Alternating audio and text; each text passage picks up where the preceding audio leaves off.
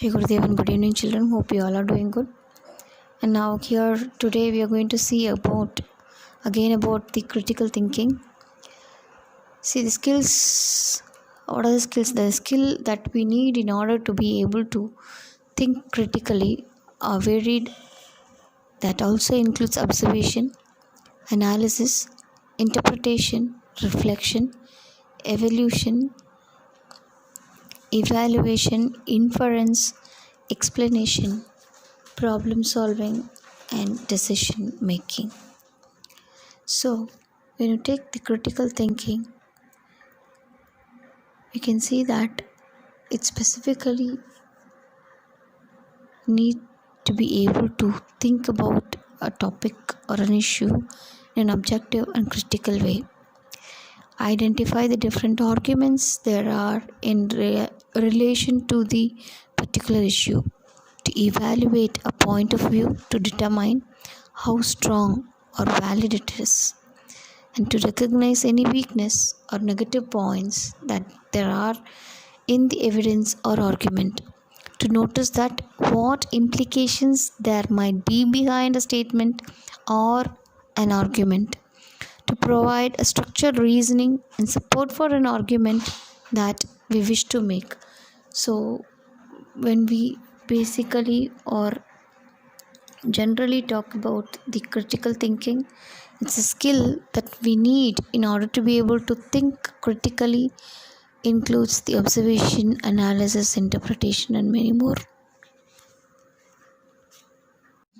And now we are going to see about the value of critical thinking. So the values, when you take, it clarifies the goals, it examines the assumptions, it discerns the hidden values, it evaluates the evidence, it accomplishes the actions, and it also accesses the conclusions. So when we take about or when we talk about the clarifies goals, so whatever the goal you have, you will get a clarity on it when you think critically. You can assume what you are thinking and what is your goal and about the goal and what not.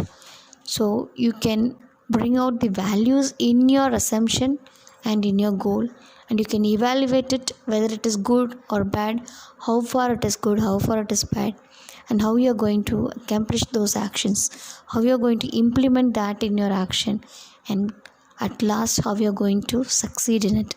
So these are the values of critical thinking. Now comes the skills of critical thinking.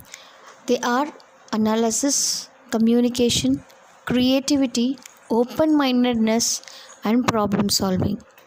So as you know that very well, we have already discussed about this skills which comes under critical thinking, about analysis, communication, creativity, problem solving, everything. And it is not only that, about curiosity, observation, introspection, identifying biases, determine the relevance, inference, compassion, and empathy. So about all these things we have seen. So one among that, when you take or when you talk about it, it's open-mindedness. Already we have discussed about it, like being able to step back from a situation and not to become embroiled, which helps the critical thinkers to see the broader view. So the critical thinkers will always avoid launching into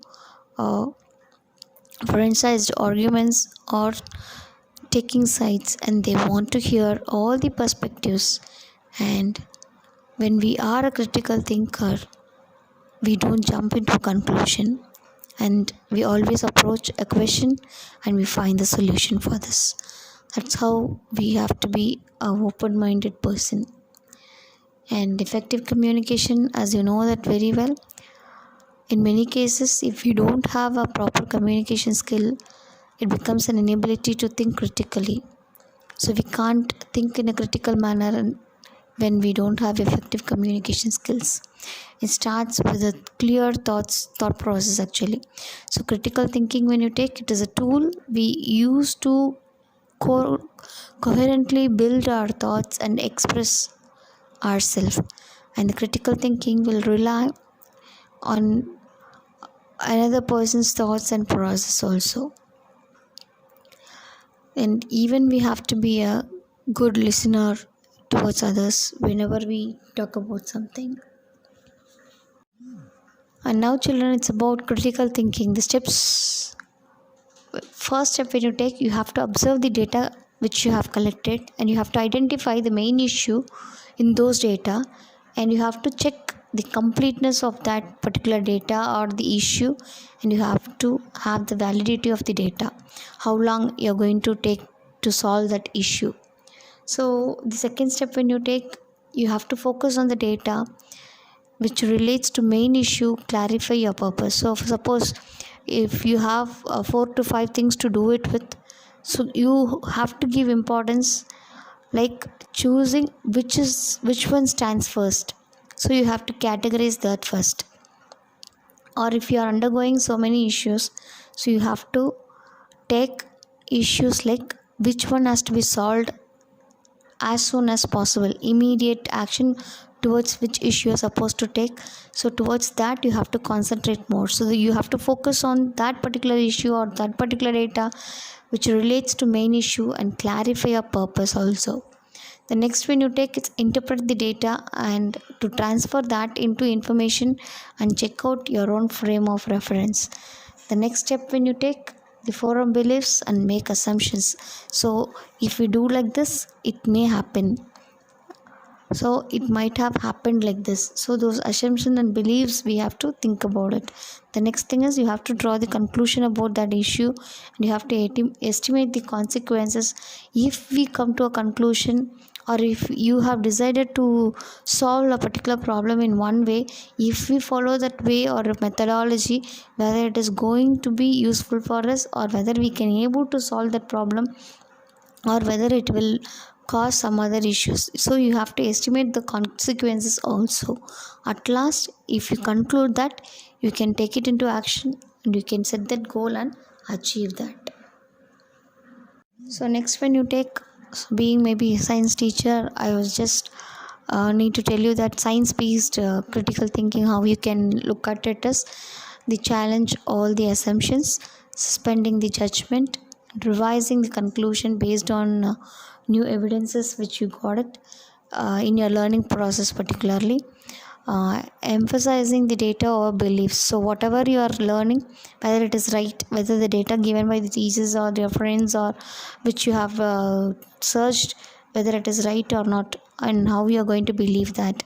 And never ending testing of the ideas, the perspective that mistakes are data, and the earnest consideration of possibilities and ideas without accepting them, and looking for what others have missed. So this I have already discussed with you people about critical thinkers. So the critical thinkers, when you take critical thinkers have certain components, and the critical thinkers can draw the responsible conclusion from a set of information and discriminate between useful and less useful details to solve the problems and make decision. So there are following things or the components where the critical thinkers were good at it. One is perception, the way they look at the world; assumption, where how they are going to imply the ideas which they get it. Next, emotion. Each and every individual or the critical thinkers will their state of mind, how it will be in relation to the environment, the external environment. The language, the complex system of communication, how do they communicate, what tools or the methodology they use in order to communicate with the other people. Next comes this argument, a set of sentences, the premises and conclusions, how they are going to give it based on a issue. Fallacy, the incorrect reasoning resulting in the misconception. Logic, the principles of valid reasoning. And at last, when you take, its problem solving, a higher order cognitive process that requires control of routine and fundamental things. So I already told you that they have 16 different characters. They are observation, curiosity, objectivity, interception, analytical thinking, identifying biases, determining relevance, inference, compassion and empathy, humility, willing to challenge the status, open mindedness, aware of common thinking errors, creative thinking, effective communicators, and active listeners. Again, next, as I told you, the characteristics of critical thinkers, they'll strive for understanding. As I told you, there were 16 characteristics, and they strive for understanding, are honest with themselves, base judgment on evidence. They are interested in other people's ideas. They'll give or they lend their ears to listen to them. They control their feelings, emotions. They always have that ability to recognize that extreme views are seldom correct. And now, when you take the benefits of critical thinking, there are certain examples based on their academic performance, workplace, and daily life. Workplace may not be suitable for you people, but when you take in case of academic performance, you can understand the arguments and beliefs of others also. So, critically evaluating those arguments and beliefs and develop and defend one's own well supported argument and beliefs. Daily life, when you take, you can help each other to avoid making foolish personal decisions. You can promote an informed and concerned citizenry capable of making good decisions on important social, political, and economical issues.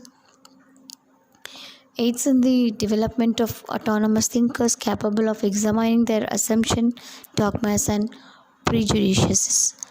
When you take in case of performance or academic related to you people, you can understand the other people, and you can understand very well how you are learning and your learning methodology, and you can change your method of learning process, and you can bring many changes in you people, so that it might be helpful for you to score more marks in your examination part, and also accept others things. Like, even you can able to, if you are going to be a critical thinker, you can able to understand others very well, like your friends, parents, your teachers, or whomever.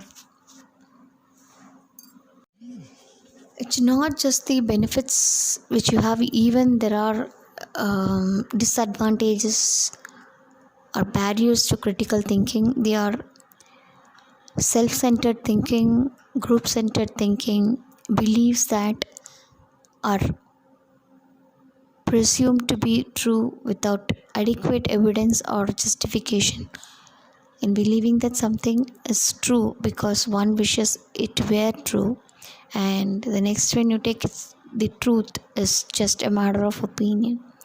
Yes, of course, self-centered thinking, when you take, they'll always think about themselves. They'll be biased, and they keep on they never lend their ears for others, and they will stick on to their own views and points. The next point, when you take the group centered thinking, they'll be looking at their own group, and they'll never listen to the others, and they never concentrate on others. Even in groups also, they will be self interested. And the third point, when you take beliefs that are presumed to be true without adequate evidence or justification, like assumption, stereotypic characters. Assumption, they'll assume this is how or this is what would have happened, and they'll never deviate from that, or they will never come out of it, and they will never listen to the other people, and believing that something is true because one wishes it were true. Obviously, if we believe, we'll say that it is true, and we won't have any second opinion or a second thought about that particular situation or thing whatever happened. The truth is just a matter of opinion. That's what subjectivism and culture relativism. Thank you, children. Let us learn about learn some more about critical thinking by next week. Thank you. Jai Gurudev.